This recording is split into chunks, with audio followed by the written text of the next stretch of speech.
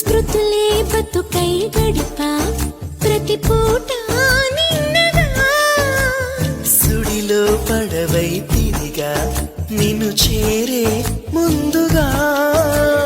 వెతికే గుండెలో గిలిలో